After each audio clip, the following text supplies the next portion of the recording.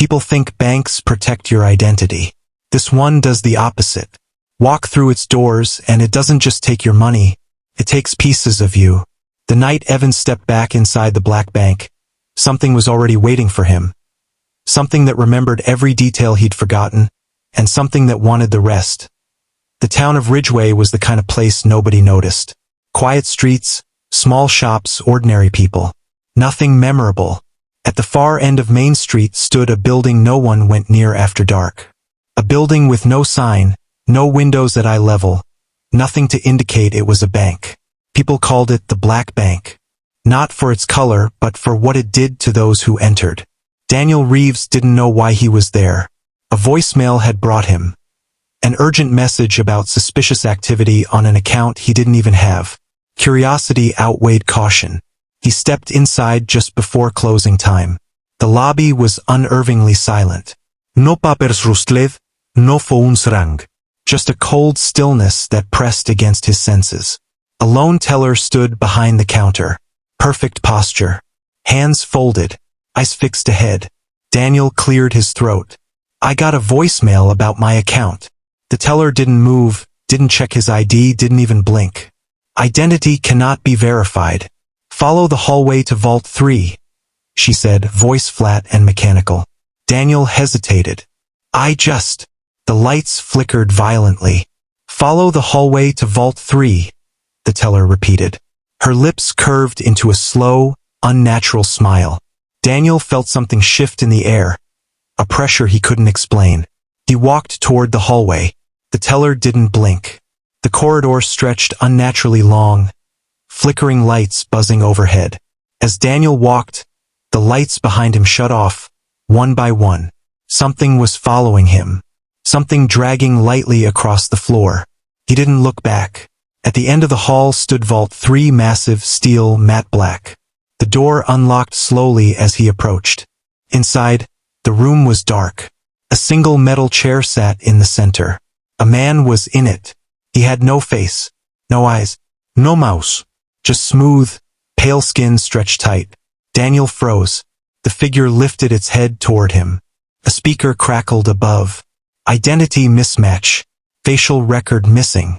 Initiating replacement protocol. The vault door slammed shut behind him. When he turned back, the chair was empty. The faceless man stood behind him.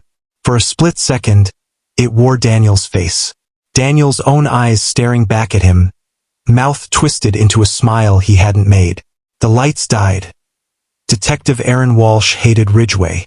Its quiet streets, its empty nights, and especially the cases that started normal and ended with people simply vanishing.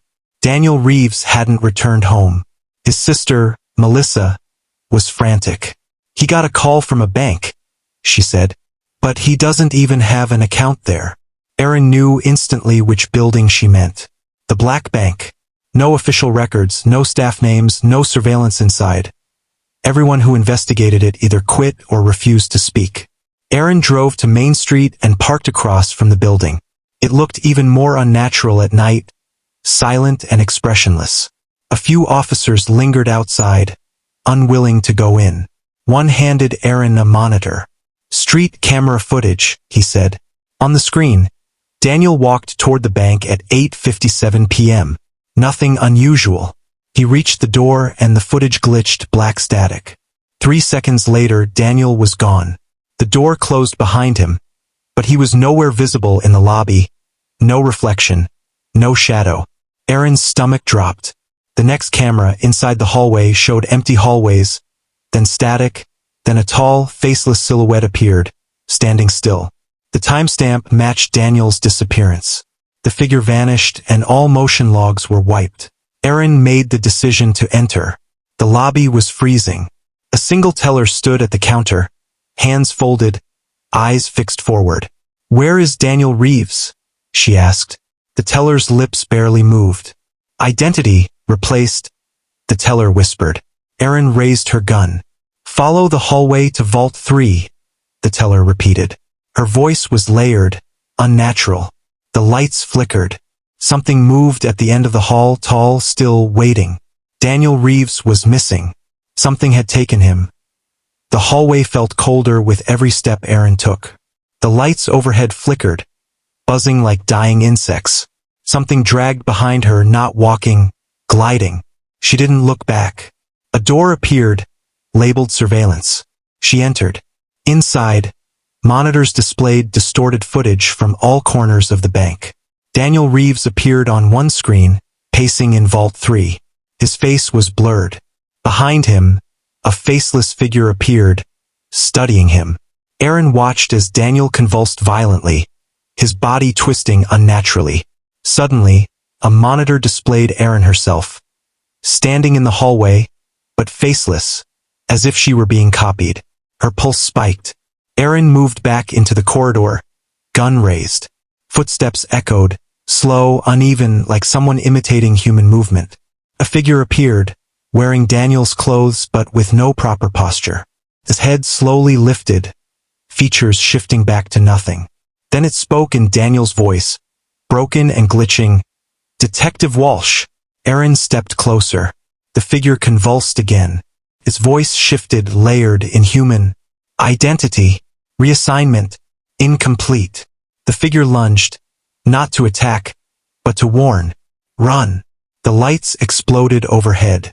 Darkness swallowed the hallway. Something huge moved behind her. Aaron ran. The Black Bank had begun its true hunt. Aaron ran down the endless hallway, flashlight cutting through the flickering darkness.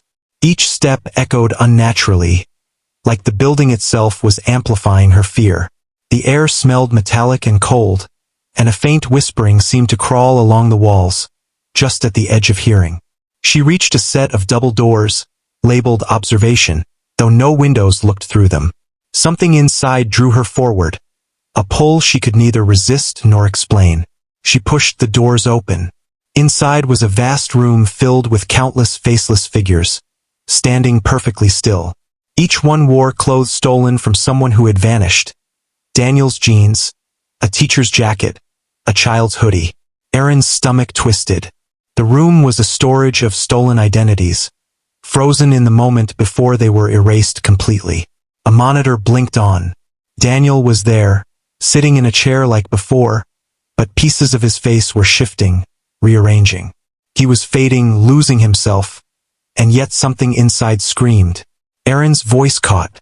"Daniel!" she called. He turned, eyes terrified, though the eyes themselves were barely recognizable. The figures in the room began to move slowly, tilting their heads in unison, like marionettes learning human posture. The sound that came from them was not human, low, scraping, distorted. Aaron raised her gun, but the figures paused, staring at her. The room felt alive, and the air thickened. She knew she had limited time. If she stayed, she would become part of the collection. If she left without him, he would vanish completely. Somewhere, deep in the shadows, the faceless entity that controlled them waited, patient, intelligent, methodical. Aaron took a deep breath. "I'm not leaving you," she whispered. She moved toward Daniel, each step a gamble, knowing the building could crush her body without touching it. The hall beyond the observation room was lined with mirrors, each reflecting Aaron and Daniel, but not truly. Their reflections were distorted, delayed, sometimes missing completely. In one, Daniel walked ahead, but his body blurred, features erasing and reforming as if time itself was rewriting him. Aaron gripped his arm. "Stay with me," she hissed. He blinked, almost human, and nodded. A voice echoed down the hall, layered and omnipresent. "Identity, reassignment, required." Aaron realized the mirrors were not mirrors. They were windows, windows into the process that was erasing Daniel. Through them, the building was studying, learning, replicating. The faceless entity wasn't just taking people, it was becoming them. Every blink, every heartbeat, every micro-expression copied. She grabbed Daniel and pulled him forward. Shadows moved in the corners of the mirrors, stretching toward them, trying to reach through. Aaron fired her flashlight into the shadows. They recoiled, but never disappeared. A corridor opened ahead, darker than the rest. Aaron felt it before she saw it. The presence, immense and patient. Her pulse thundered. Daniel's body shook. The faint whispering grew louder,